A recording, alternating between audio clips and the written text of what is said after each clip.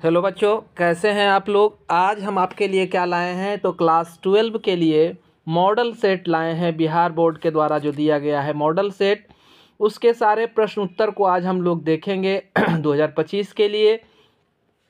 तो ये जो है बायोलॉजी का मॉडल सेट है। हम जानते हैं कि टोटल नंबर इससे कितने आने वाले हैं, तो 70 मार्क्स आप कुल लाएंगे, है ना। तो इसके लिए क्या क्या है, तो सबसे पहला तो आपका 70 क्या है एमसीक्यू है, जिसमें से आपको 30 का जवाब देना है। और फिर अगर आप लघु उत्तरीय में जाते हैं तो लघु उत्तरीय में कुल 20 प्रश्न है, 2 अंकों का एक है और किसी 10 का आपको उत्तर देना है। दीर्घ उत्तरीय में आप जाएंगे तो 6 प्रश्न है ना, जिसमें 3 का उत्तर देना है और 5-5 अंक के ये पत्र है। ठीक है, अब चलते हैं आपके एमसीक्यू सेक्शन की ओर। एमसीक्यू सेक्शन में आपका सबसे पहला क्वेश्चन जो है वो है, निम्नलिखित में से कौन प्रतीक मैथुन के लिए है ना। तो कौन सा चिन्ह मैथुन को दर्शाता है, यानी मेटिंग को कौन बताता है। हमने बता दिया है कि मेटिंग के लिए सिंगल लाइन के द्वारा जो मेल फीमेल का साइन है जुड़ा हुआ है, यानी आपका प्रश्न का आंसर क्या होगा, डी होगा। अब आगे आप चले दूसरा क्वेश्चन। तो दूसरे क्वेश्चन में क्या है कि कौन सा गुणसूत्रीय विकार नहीं है ना। तो गुणसूत्रीय विकार नहीं में क्या होगा, फिनाइल कीटोनुरिया होगा, बाकी सब गुणसूत्र से संबंधित विकार है। 3 नंबर प्रश्न को देखें तो इसमें है, किस जंतु में मादा विषम युग्मता पाई जाती है। हम जानते हैं मनुष्य में नर विषम युग्मता पाई जाती है, जबकि पक्षी में मादा विषम युग्मता, यानी बी आंसर हुआ। अब आगे बढ़ते हैं, हम किसको देखते हैं, 4 नंबर क्वेश्चन को देखते हैं। विषम युग्मजी पौधे में जो लक्षण व्यक्त होता है उसे क्या कहते हैं। तो विषम युग्मजी पौधे में अप्रभावी लक्षण जो है वो व्यक्त होते हैं। अगला हम जाते हैं कहाँ, 5वें प्रश्न की ओर। 5वां प्रश्न कह रहा है, एबीओ रुधिर वर्ग के लिए कितने प्रकार के जीनोटाइप होते हैं। तो अगर एबीओ रुधिर वर्ग को आप देखेंगे तो उसमें जीनोटाइप का प्रकार क्या हो जाएगा, तो 6 प्रकार होते हैं। कैसे कैसे, तो आपका ए एक हो गया, ए ओ दूसरा हो गया, बी बी तीसरा हो गया, बी ओ चौथा, ए बी पाँचवा और ओ जो है वो छठा जीनोटाइप है। तो ये 6 प्रकार के जीनोटाइप होते हैं। ठीक है, अब हम लोग चलते हैं अगले प्रश्न की ओर। 6ठा प्रश्न यह कह रहा है, निम्नलिखित में से किस वैज्ञानिक ने रिकम्बिनेशन मैप बनाया। अब रिकम्बिनेशन जैसे आएगा दिमाग घूमेगा, टी.एच. मॉर्गन नहीं, स्टर्टीवांट जो है वो हमारा बी नंबर ऑप्शन है ना। तो 6 नंबर का बी हो गया, स्टर्टीवांट ने रिकम्बिनेशन मैप बनाया था। 7 नंबर में चले, एक शंकर प्रयोग के आधार पर वंशागति के कौन कौन से नियम का प्रतिपादन किया गया है ना। तो वंशागति के आधार पर 7 नंबर में आप क्या मारेंगे, तो आप सी मारेंगे, प्रभाविता का नियम और कौन है क्या कहते हैं, विसंयोजन का नियम। ये 2 ठो आपका है, नियोजन संयोजन लिखा है, विसंयोजन का नियम। तो ये आपका हो गया सी आंसर। उसके बाद चलते हैं आपके 8वें प्रश्न की ओर। 8वें प्रश्न में क्या है, आरएनए में कौन सा पेंटोज शर्करा पाया जाता है। तो हम जानते हैं पेंटोज शर्करा 2 है, डिऑक्सी राइबोज और राइबोज। तो राइबोज शर्करा आरएनए में पाया जाता है, आंसर ए। 9 नंबर प्रश्न की ओर चलते हैं, निम्नलिखित में से किस कारणवश डीएनए कुंडली के दोनों पॉलीन्यूक्लियोटाइड रज्जु के बीच लगभग समान दूरी बना रहती है ना। तो 9 नंबर का आंसर आप क्या मारेंगे, तो इसमें आप डी मारिए कि डीएनए में प्यूरिन और पैरामिडिन एक दूसरे के विपरीत आता है, ये सही आंसर है। अब चलते हैं हम अपने 10वें प्रश्न की ओर। इसमें कह रहा है, निम्नलिखित में से कौन सा कक्ष की स्थिति का स्थिरता का कारण नहीं है।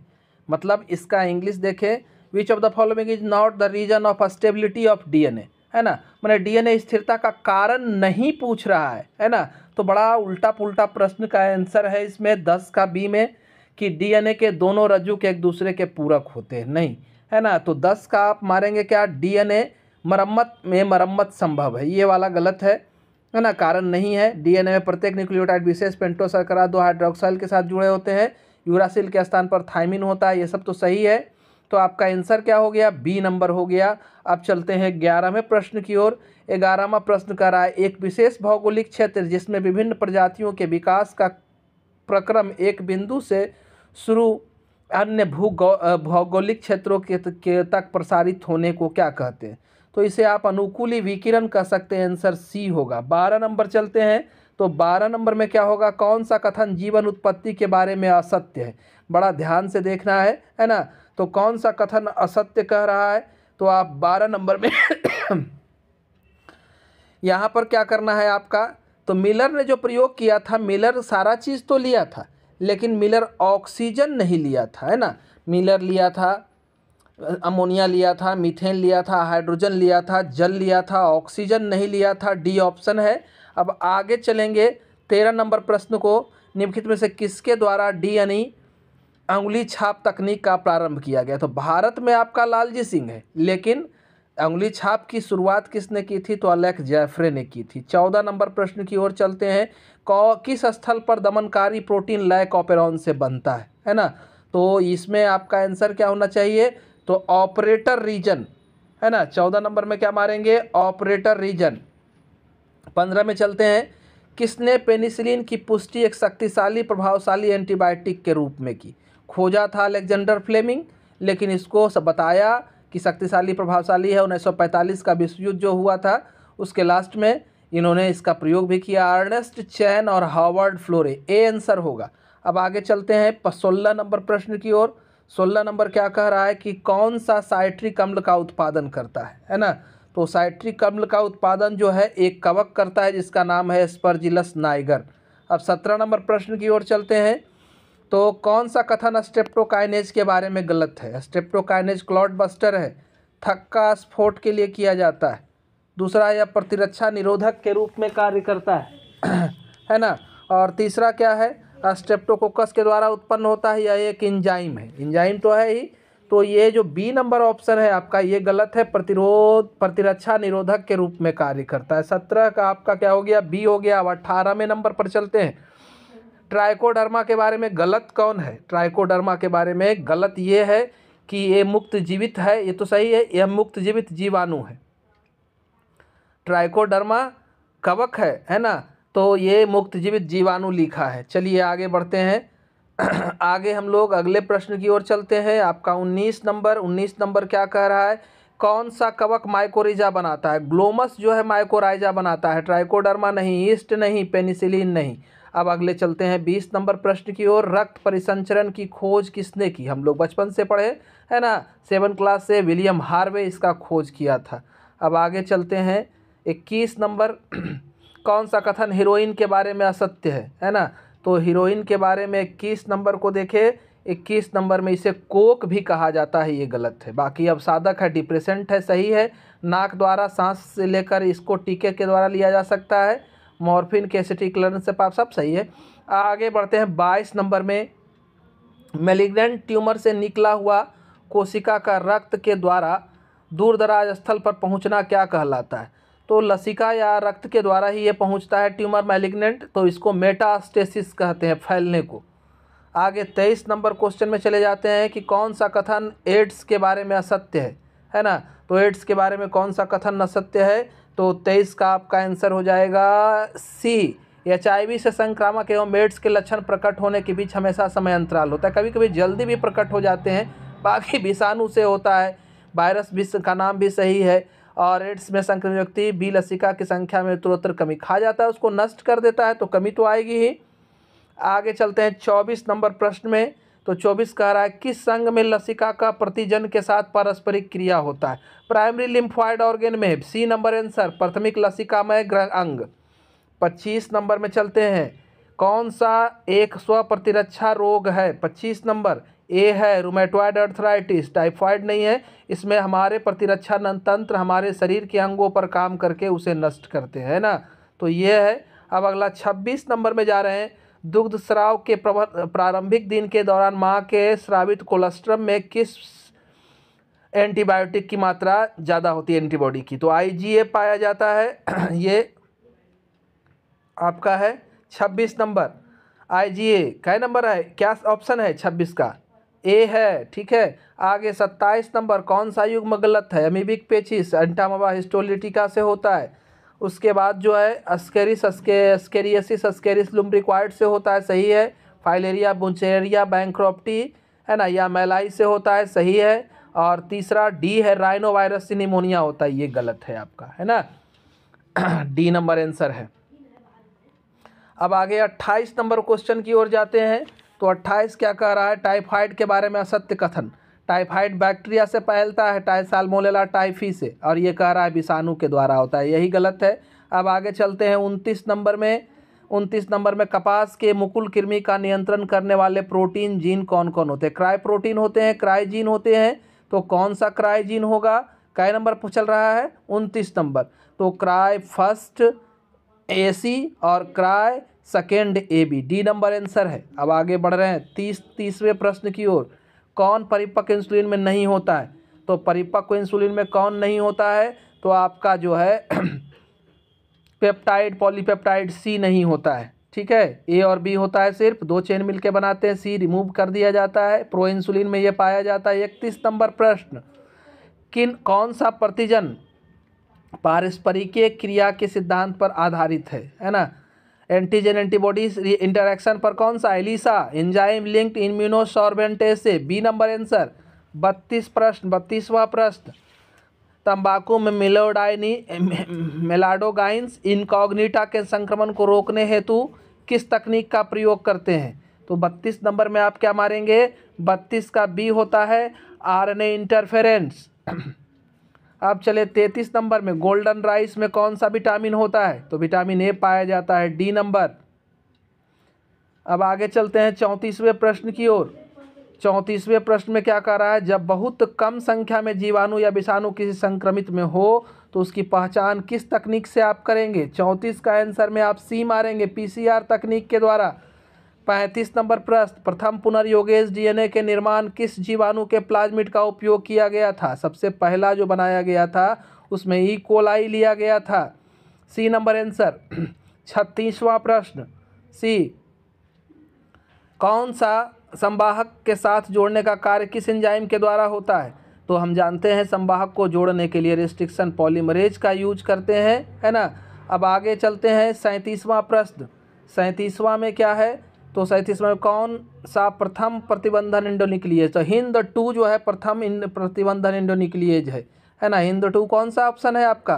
तो 37वां प्रश्न चल रहा है, तो B है ना, HindII। आगे 38 नंबर प्रश्न। 38 क्या कह रहा है? जेल इलेक्ट्रोफोरेसिस में DNA खंड इनमें से किस इलेक्ट्रोड की तरफ जाते हैं? तो DNA तो पॉजिटिव चार्ज नेगेटिव चार्ज होता है, ये जाएगा कहाँ? पॉजिटिव की ओर, तो एनोड की ओर ये जाएगा, B नंबर। आगे 39वां प्रश्न। 39वां कह रहा है क्लोनिंग संवाहक में निम्नलिखित में से कौन सी विशेषता की आवश्यकता नहीं होती है ना। तो इसका आंसर क्या हो गया? हमेशा एक से ज़्यादा चयन पहचान अल की उपस्थिति, D नंबर। आगे 40वें प्रश्न की ओर पहुंच रहे हैं।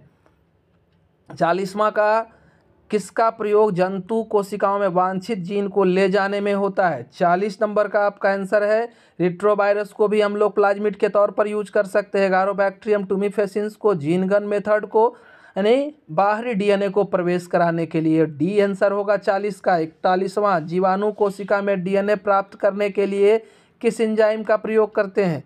तो जीवाणु कोशिका को हम लोग गलाते हैं किससे? लाइसोजाइम से, C नंबर। 42वां प्रश्न। 42वां क्या कह रहा है कि प्रतिबंध इंडोन्यूक्लिएज के बारे में कौन सा सत्य है ना।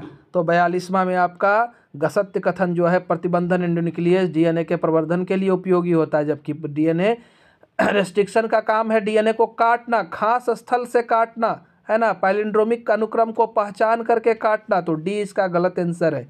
42वां चल रहा था ना, अब 43वां चलते हैं।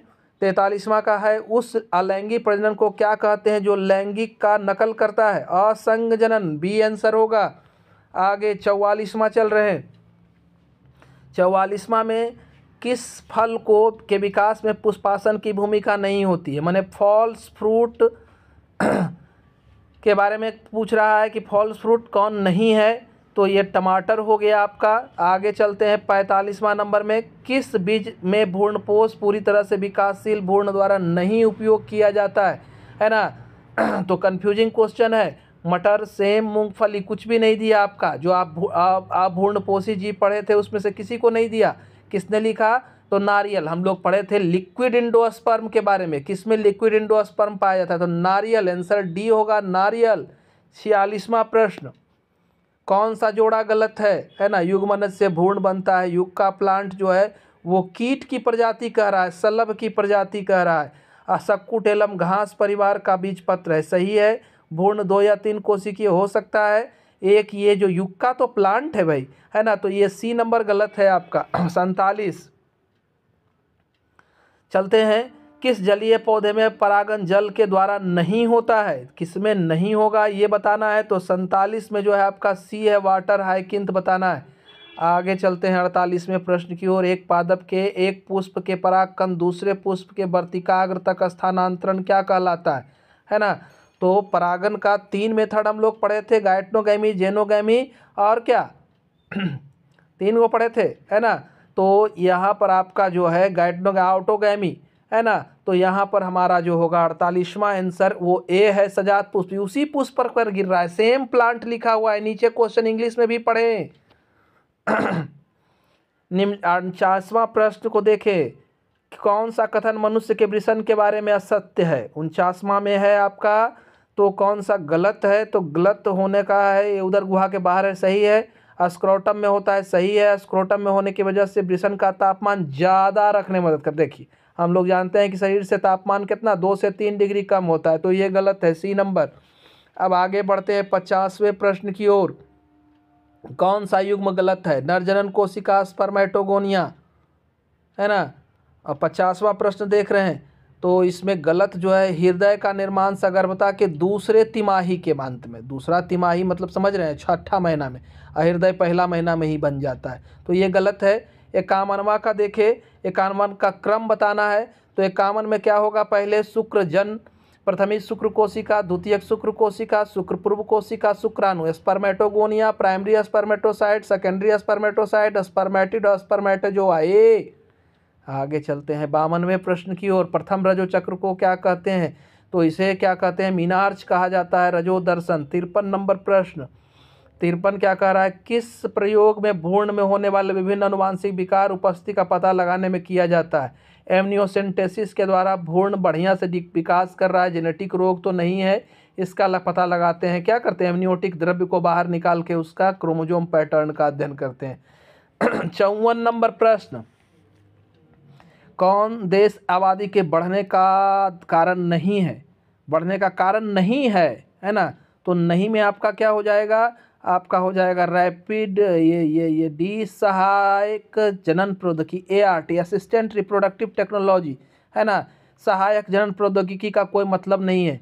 मृत्यु गति दर में तेज गिरावट होगा तो जनन बढ़ेगा, है ना, अवधि बढ़ेगा। मृत्यु दर, शिशु दर दोनों का मृत्यु दर, अगर जब माता और बच्चा दोनों का मृत्यु दर घटेगा तो भी बढ़ेगा जनसंख्या। तो यानी आंसर आपका जो है डी है। आगे चलते हैं 55वें प्रश्न की ओर। 55 क्या कह रहा है कि कौन सा संक्रमण यौन संचारित है। संक्रमण गोनोरिया, सिफिलिस पढ़े थे ना, तो ये सी है आपका, बाकी कोई नहीं है। 56 नंबर चले जाते हैं। जीवन काल में एक बार प्रजनन, बांस, बाकी सब बार बार। 57 किसे ऑस्ट्रेलिया में नागफनी के नियंत्रण मौत को लाए थे। कौन सा मौत, तो यहाँ तो वैसा ऑप्शन है नहीं, एक सलब था, तो बस एक सलब था, टाइप ऑफ मौत लिख देना है। 58 नंबर ए नंबर था वो। 58 का आप क्या देखेंगे, कौन परभक्षण की भूमिका नहीं है ना। परभक्षण की भूमिका नहीं है। 58 नंबर, 58 का आपका हो जाएगा स्पर्धी शिकार जातीय के, ये क्या है answer, increase the intensity of competition among competitive prey species, है ना। मतलब क्या हुआ, तो शिकार, स्पर्धी शिकार जातियों के बीच प्रतिस्पर्धा को बढ़ाना, ठीक है। बाकी तो करता ही है, ऊर्जा स्थानांतरण करता है, शिकार समष्टि का नियंत्रण करता है, जातियों विविधता को बनाए रखता है। 59 नंबर चलिए, 59 का जो है वो क्या है, उस प्रक्रम को क्या कहते हैं जिसमें एक जाति की योग्यता दूसरी जाति की उपस्थिति में घट जाती है। तो घटेगा कब, जब कंपटीशन होगा। 59 का हो जाएगा आपका ए, स्पर्धा, कंपटीशन। 60 का क्लाउन मछली और सी एनिमोन, है ना, इसका संबंध के बारे में पूछ रहा है। 60 नंबर, तो इसका आंसर क्या हो जाएगा, सहभोजिता। चलिए IUCN 2004 के अनुसार जातु और पादप की जनसंख्या आप नहीं पढ़े या 1.8 मिलियन पढ़े, है ना, तो यहाँ 1.5 मिलियन या उससे कुछ अधिक है, बस ए नंबर आंसर। 62 2002 में सतत विकास पर विश्व शिखर सम्मेलन कहाँ हुआ है, करंट अफेयर्स, जीके, है ना, जोहान्सबर्ग आंसर है बी। 63 नंबर, कौन सा जैव विविधता के संरक्षण के लिए एक संकीर्ण रूप से उपयोगी तर्क है? 63 संकीर्ण, नैरोली है ना, ब्रॉडली, दो गो था यूटिलाइजेशन जैव विविधता का, है ना। तो 63 नंबर में आप क्या मारेंगे? 63 का मारेंगे, प्रकृति से प्रत्यक्ष रूप से अनगिनत आर्थिक लाभ होते हैं, है ना, नैरोली यूटिलाइजेशन में। उसके बाद जो है 64 नंबर पर चले जाइए, कौन जाति अतिदोहन के कारण विलुप्त हो गई? कौन सी जाति? पिजन था एगो, कौन पिजन था? एक तो ऑस्ट्रेलियर सी काऊ था, है ना। तो 64 का आप सी मारेंगे। 65 पर चले जाइए, भारत की वैश्विक जाति विविधता कितनी है? विश्व के स्तर पर भारत में कितनी जातियाँ हैं? 65 में। तो 65 का आपका बी, है ना, तो बी में 8.1% दिखा रहा है, ठीक है। उसके बाद है प्रकाश संश्लेषण के दौरान कार्बनिक तत्व का उत्पादन दर को क्या कहते हैं? कार्बनिक तत्व के gross primary productivity, B answer होगा किसका? 66 का। अब चलते हैं 67 में। 67 का क्या है?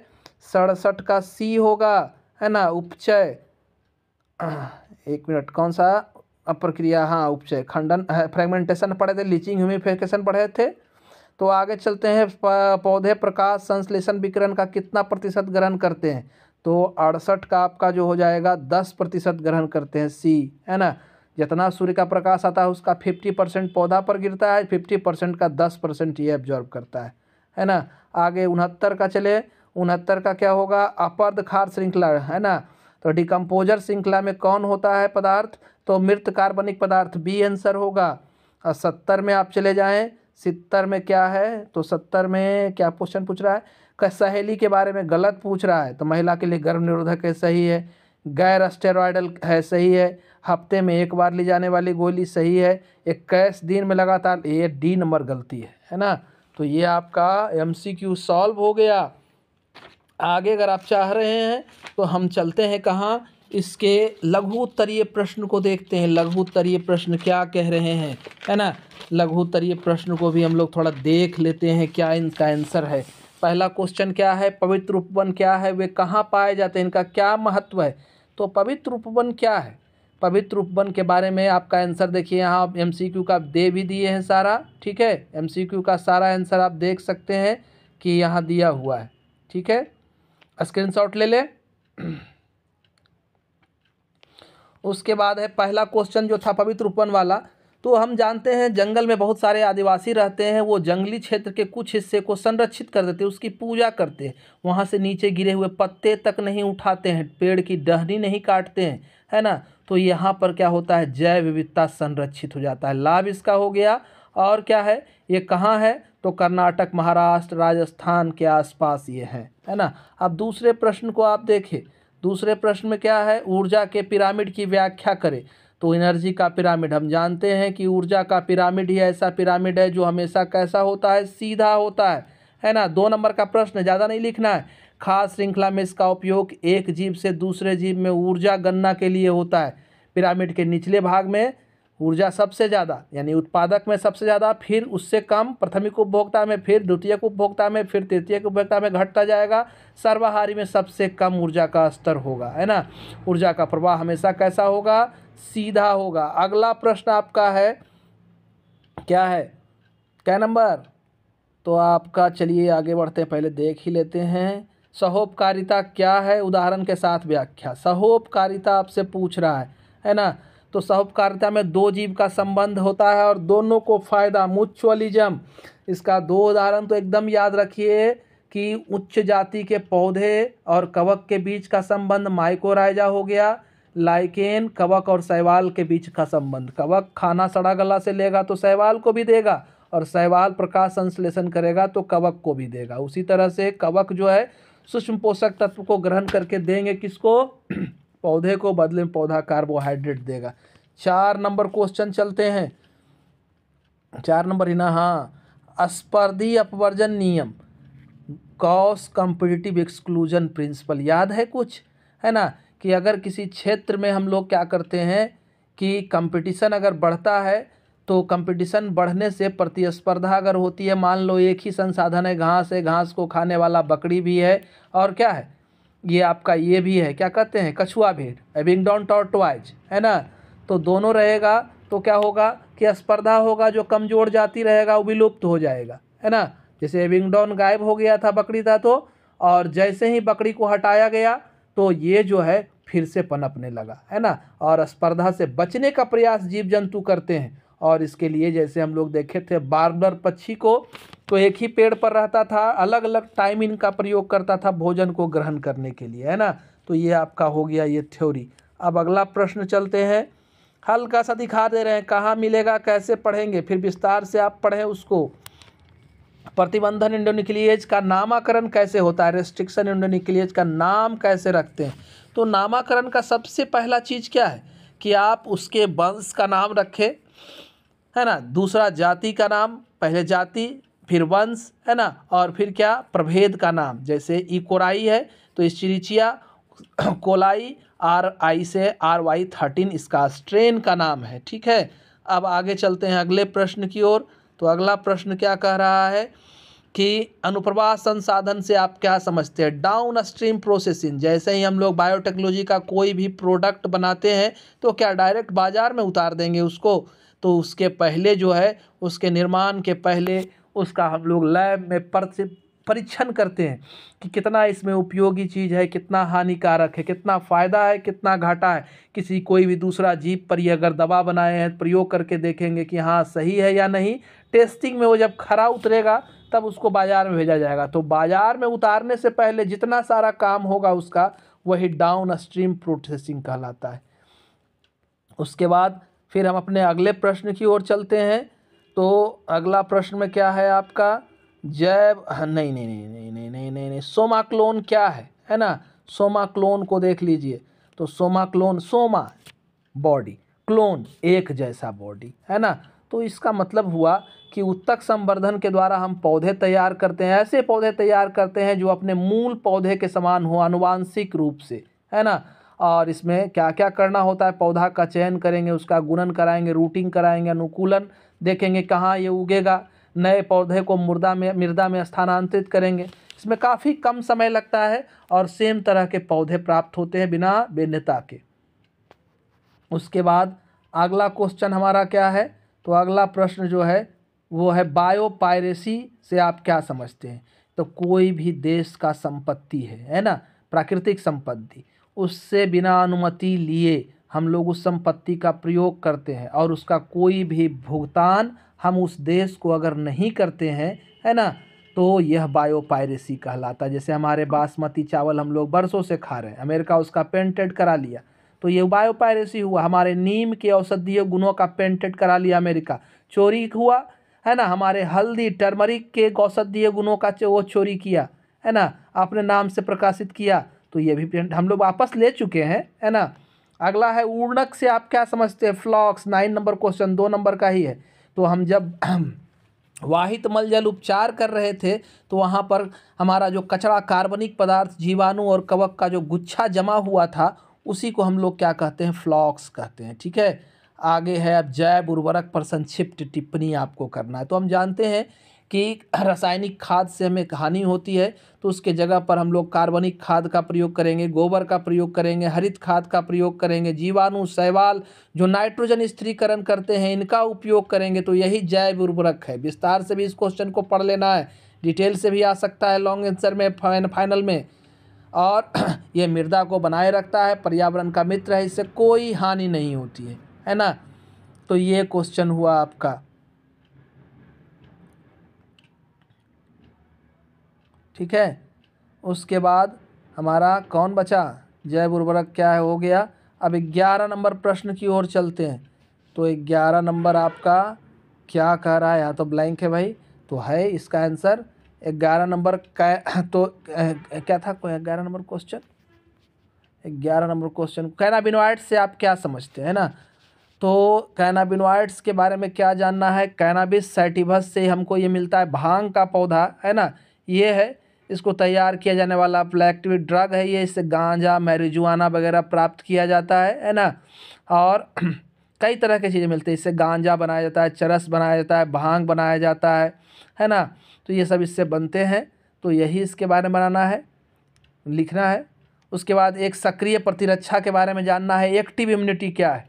तो शरीर की प्रतिरक्षा प्रणाली के द्वारा किसी रोगाणु से लड़ने के लिए एंटीबॉडी बनाने की जो हमारी क्षमता होती है, प्राकृतिक रूप से हम लोग टीका से भी हासिल कर सकते हैं, इसको वैक्सीनेशन करा करके, तो सक्रिय इसी को कहते हैं। माने हमारा बॉडी ही एंटीबॉडी बना करके जो घुसा है बाहर से उसको ख़त्म करे, तो वो ये एक्टिव इम्यूनिटी कहलाता है ना। अब अगला प्रश्न चलते हैं। एक्टिव इम्यूनिटी के बाद क्या है, प्रवाह, संस्थापक प्रवाह क्या है, फाउंडर इफेक्ट के बारे में जानना है ना। तो हम लोग पढ़े थे ना फाउंडर इफेक्ट। फाउंडर इफेक्ट में क्या बताना है हमको, तो इसमें क्या है कि कोई भी जीव कहीं पर जाता है, नई आबादी में पहुंचा, वो अपने साथ नए गुण, नए कल्चर, सभ्यता को लेकर के पहुंचता है। उसके एलील्स जो होते हैं वहाँ जहाँ वो गया है वहाँ से अलग होते हैं। अब वहाँ पर वहाँ के जीवों से वो मिंगल करके एक नई तरह की प्रजातियों का विकास करता है, तब इसे क्या कहते हैं, फाउंडर इफेक्ट कहते हैं, है ना। अगला क्वेश्चन हमारा समजात अंग वाला है। तो समजात अंग क्या है, हम जाते हैं वैसे अंग हमारे शरीर के जो उत्पत्ति और रचना में समान हो लेकिन कार्य क्या करे, अलग अलग करे, तो उसे क्या कहते हैं, होमोलोगस ऑर्गन कहते हैं, समजात अंग कहते हैं। जैसे मेढक का अगला पैर हमारा अगला पैर, पक्षी का अगला पैर, है ना। उत्पत्ति तो एक समान है, लेकिन मेढक का अगला पैर हमारे जैसा उंगली पकड़ के लिखेगा पेन से, पक्षी का अगला पैर जो है पंख में बदल गया है, वो क्या लिखेगा, है ना। तो वो पंख बना लिया, हमारा तो हाथ पैर है पकड़ने लिखने का काम, चमगादड़ का पंख। तो ये सब उदाहरण है होमोलोगस ऑर्गन का।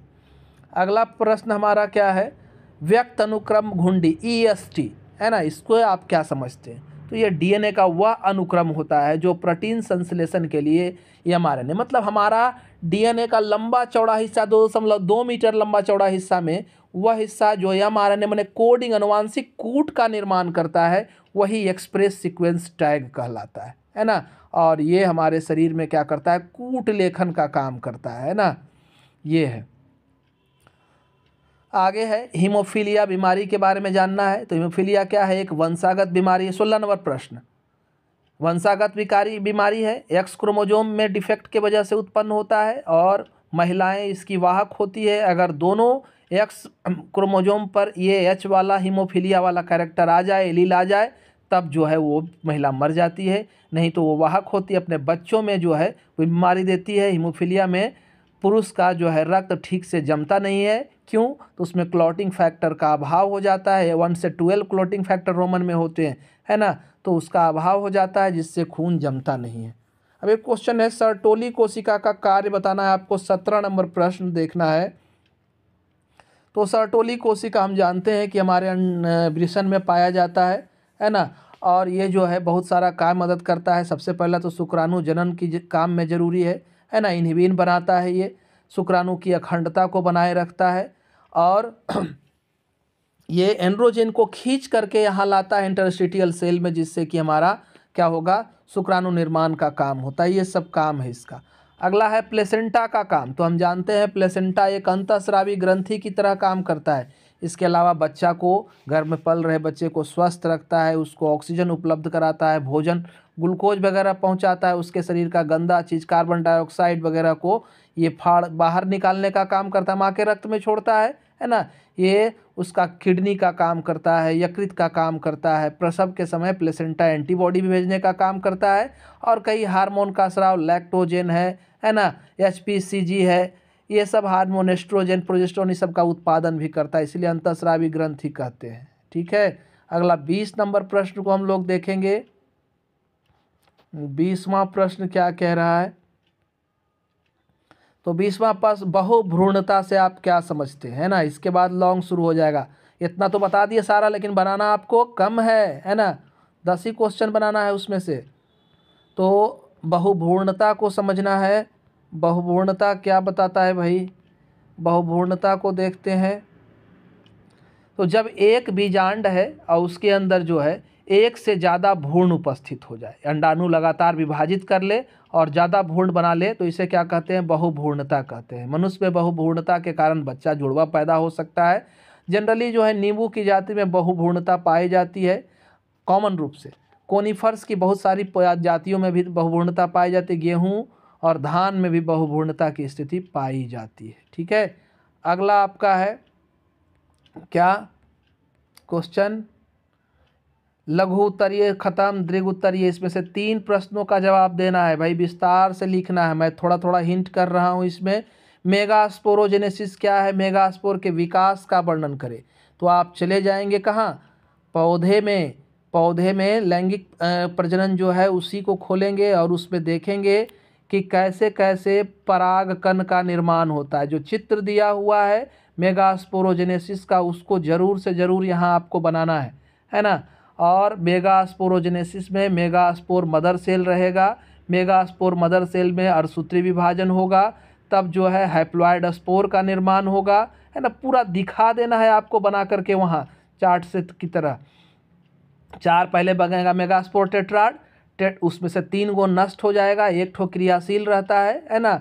और फिर इसमें से क्या होगा, भ्रूण बनेगा। मेगास्पोर है, मदर सेल को देख रहे, सॉरी मेगास्पोर ना है, माइक्रोस्पोर रहेगा तो परागकण वाला देख लिखेंगे, और मेगास्पोर रहेगा तो अंडाणु निर्माण वाला लिखेंगे। और मेगास्पोर में तो माइक्रोस्पोर में 4 बन जाता है युग्मक, लेकिन इसमें से 3 गो नष्ट हो जाएगा, 1 फंक्शनल रहेगा, उसी से जो है वो अंडाणु का निर्माण होगा। ठीक है, ये बड़ा जब होगा तो फीमेल गैमेटोफाइट का बनाएगा, फोटो भी बनाना है फीमेल गैमेटोफाइट का मैच्योर का। ठीक है, इसमें 7 सेल 8 निकेंद्रक वाला स्ट्रक्चर जो है, एंटीपोडल सेल, एक अपारेटस, पोलर न्यूक्लियाई, ये सब वाला फोटो बनाना है आपको। ठीक है, उसके बाद अब आगे चलते हैं, अगले प्रश्न को देखते हैं। अगला प्रश्न आपका जो है वो क्या है भाई, तो अगला प्रश्न जो है संक्षिप्त टिप्पणी, डीएनए प्रतिकरण का वर्णन करना है। अब डीएनए प्रतिकरण, डीएनए रिप्लिकेशन का पूरा वर्णन करना है, कैसे कैसे होता है। मैंने बताया था ना आपको, क्या बताया था कि डीएनए द्विगुणन निकाल लीजिएगा कहाँ, वंशागति का आनुवांशिक क्या कहते हैं विभिन्नता, 6 चैप्टर निकालना है। 6 चैप्टर में डीएनए का निर्माण जहाँ है वहाँ पढ़ना है। वहाँ क्या देखेगा आपको, सबसे पहले क्या होता है, इनिशिएशन होता है। इनिशिएशन के बाद शुरुआत होगा, शुरुआत में क्या होगा, अनविंडिंग ऑफ हेलिक्स होगा, दोनों चेन खुलेगा, इनके बीच का हाइड्रोजन बॉन्ड टूटेगा, हेलिकेज एंजाइम या टोपो आइसोमेरेज एंजाइम जो है हाइड्रोजन बंध को तोड़ेंगे, दोनों चेन अलग हो जाएंगे। फिर एसएसबी प्रोटीन जो है दोनों चेन को क्या करेगा, स्थिर रखेगा। और फिर क्या होगा, प्राइमर लगेगा, आरएनए का छोटा सा टुकड़ा को प्राइमर कहते हैं। तब जा करके प्राइमर के बगल में डीएनए बनना शुरू हो जाएगा, इलोंगेशन ऑफ न्यू स्ट्रैंड, है ना। और हम जानते हैं कि वाई शेप स्ट्रक्चर बनेगा, रिप्लिकेशन फॉर्क जिसको कहते हैं, पूरा लिखना है, सब फिगर भी बनाना है। 2 स्ट्रैंड बनेगा, एक लैगिंग स्ट्रैंड, दूसरा लीडिंग स्ट्रैंड। लीडिंग स्ट्रैंड लगातार बनता है, 3 प्राइम से प्राइम डायरेक्शन रहेगा डीएनए रिप्लिकेशन का, है ना। तो लीडिंग स्ट्रैंड में डायरेक्ट बनेगा, डीएनए पॉलीमरेज 3rd काम करता है। और फिर लैगिंग स्ट्रैंड में टूट करके बनता है, और इसके टुकड़े को क्या कहते हैं, ओका जो कि फ्रैगमेंट कहते हैं। ठीक है, तो ये सब बनेगा, इसको पूरा दर्शाना है आपको। अगला संक्षिप्त टिप्पणी किस पर करना है पता ही नहीं, प्रतिरक्षा प्रणाली को पढ़ लेना है। इन सीटू संरक्षण और एक्स सीटू, इन सीटू माने जहाँ पर हमारा जंगल है उस पूरा जंगल को घेर करके अगर जीव जंतुओं को सुरक्षा देते हैं तो इन सीटू कंजर्वेशन कहलाता है ना। राष्ट्रीय उद्यान वगैरह है, अभ्यारण्य है बड़े बड़े, है ना, बायोस्फीयर रिजर्व है, ये सब इन सीटू कंजर्वेशन का उदाहरण है। एक सीटू में कहीं पर एक जानवर मिला, उसको पकड़ करके हम लोग इन सीटू में पहुंचाएंगे, है ना, तो एक सीटू है वो। तो इन सीटू को आपको सिर्फ लिखना है। धन्यवाद, हमारे चैनल से जुड़े रहें और बने रहें इस तरह से। और एक क्वेश्चन और नहीं से बचा हुआ है, हाँ नहीं ठीक है, सारा हो गया आपका। मेगास्पोरोजेनेसिस हो ही गया, शरीर क्रिया प्रणाली हो ही गया। अब क्या है, नहीं कोई क्वेश्चन है, एगो और था ट्रिपल फ्यूजन वाला कोई था, हाँ दोहरा निषेचन। 19 नंबर क्वेश्चन को देख लीजिएगा। दोहरा निषेचन में क्या था, तो दोहरा निषेचन को बताना है आपको। हम जानते हैं कि हमारा फीमेल गैमेटोफाइट जब परिपक्व हो जाता है तो उसमें क्या होता है कि परागकण स्टिग्मा पर सबसे पहले पहुंचता है परागकण, और परागकण का अंकुरन होता है। अंकुरन होने के बाद क्या होता है, तो अंकुरन होने के बाद पहुंचता है नीचे कौन, 2 नर युग्मक, ये डिवाइड होकर के 2 गो बनाता है। और यहाँ पर आने के बाद ये क्या करता है, तो यहाँ पर आने के बाद देखिए इस तरह से इंटर करेगा तो एक केंद्रक जो है नर वाला वो जाकर के अंड समुच्चय से एग सेल से जाकर के फ्यूज करेगा, है ना। और ये क्या बना लेगा, 2n बना लेगा, जायगोट बन जाएगा। इससे क्या हो जाएगा, तो इससे हमारा एम्ब्रियो का निर्माण होगा। यहाँ पर 2 ध्रुवीय केंद्रक है और इससे एक और आकर के मेल न्यूक्लियस मिलेगा तो 3n हो जाएगा, ट्रियन।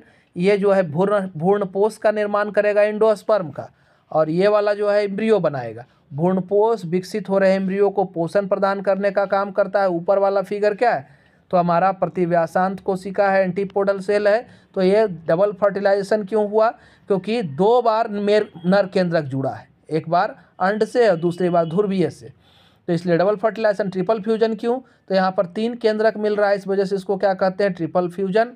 धन्यवाद, हमारे चैनल से जुड़े रहें और नए नए वीडियो का आनंद